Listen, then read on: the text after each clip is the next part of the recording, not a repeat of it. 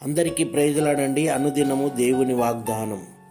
నా స్వాస్థమైన మీరు ఆశీర్వదింపబడుదురు.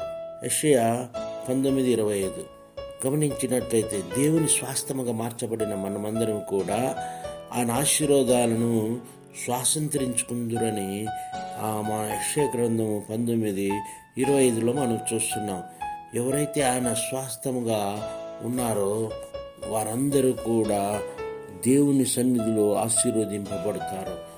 ఇక్కడ మనం గమనించినట్లయితే ఆదికాండం 1వ అధ్యాయం నుంచి మనం మొదలుకొని గమనించినట్లయితే ఆయన స్వాస్థ్యం కలిగిన ఈ ఆదాము అవ్వలు కూడా ఆయనను ఆశ్రయం కలిగిన నాటి నుండి నేటి వరకు కూడా మరి దేవుని యొక్క ఆశీర్వాదాలు వారు పొందినట్టు మనం గమనించాలి. ఇలా ఆర్థికపరమైన ఆశీర్వాదాలు, అలాగే మానసికమైన ఆశీర్వాదాలు, భూ సంబంధమైన ఆశీర్వాదాలు కలిగి ఆయనను వెంబడించినట్లు మేము గమనించాలి. నిజంగా ఈ ఉదయకాలంలో ఆయన వెంబడించిన నీవు మనము కూడా దేవుని ఆశీర్వాదము కలిగి యేసయ్య రాకడ కోసం మనము సిద్ధపడాలి.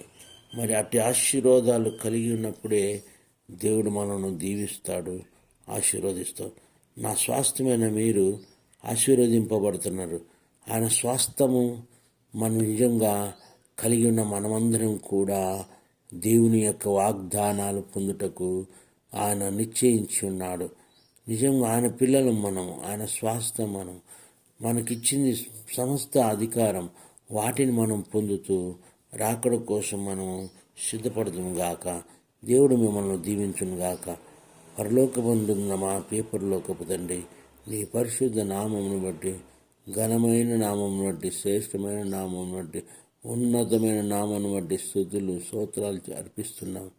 నేటి అరుణోదయము తండ్రి, నీ స్వాస్థ్యమైన మేము నీ రాకడ కోసం మమ్మల్ని సిద్ధపడుతామని ప్రార్థిస్తూ స్తుతిస్తున్నాం. లోక ఆశలు గతిస్తున్నాయి నాన్న, మీ చిత్తము జరిగించేవాడు నిరంతరం నిలుచును. కానీ అటు నిరంతరం నిలిచే కృప అందరికీ దయచేయమని యేసునామమున అడుగుచున్నాము తండ్రి. ఆమేన్.